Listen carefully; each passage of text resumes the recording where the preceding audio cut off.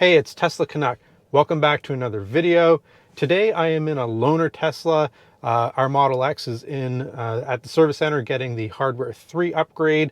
This is a 2016 Model X and it has AP 1.0. I've never driven in an AP 1.0 vehicle before. So you may recall that Autopilot 1.0 was actually a Mobileye solution, which was a third-party solution that Tesla was using at the time.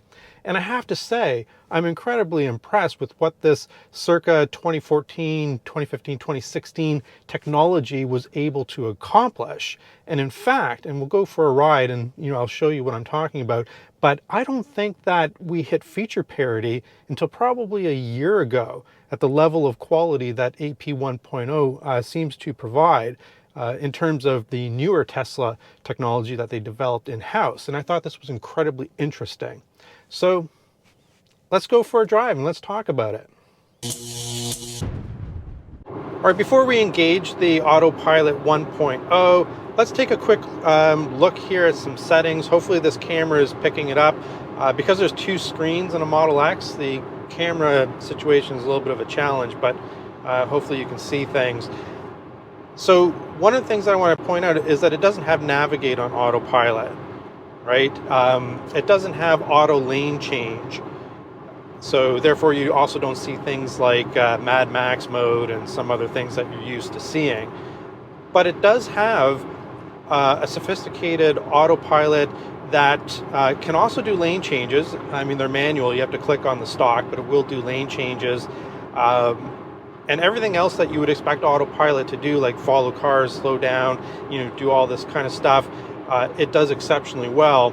And also, even back with the 2016 technology, and I think it dates back as far as 2014, you can see other vehicles in the display. And we didn't get that with the new Tesla system, I want to say maybe a year ago or so. So I think this Mobileye technology was very advanced for the time. Let's put it through some paces.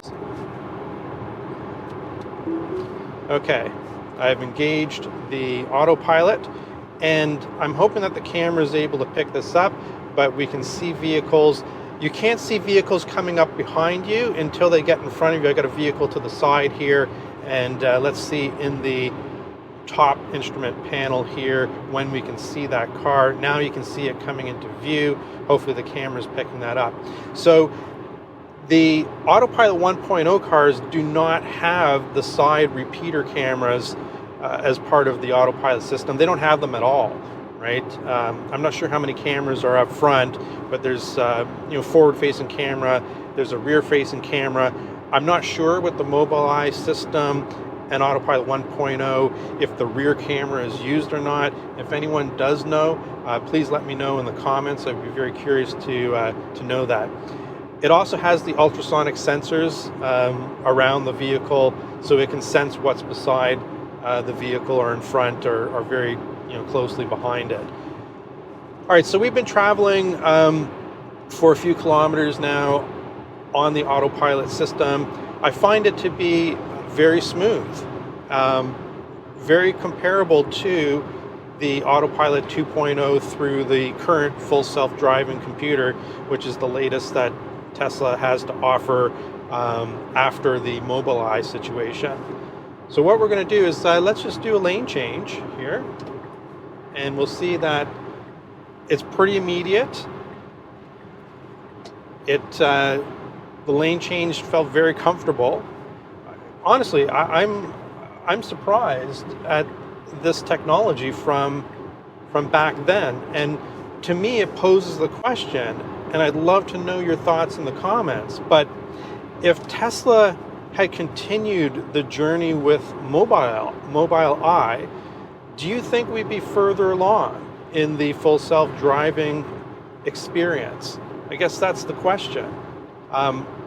I'm not sure that we would be because of all of the data that Tesla's collecting. I don't know if with the Mobileye system, legally in the contracts, if there were constraints on the kind of data that Tesla wanted to keep to itself versus having to share with Mobileye. I really don't know the nature of those details. Again, if somebody does, I'd love a comment in the comments section.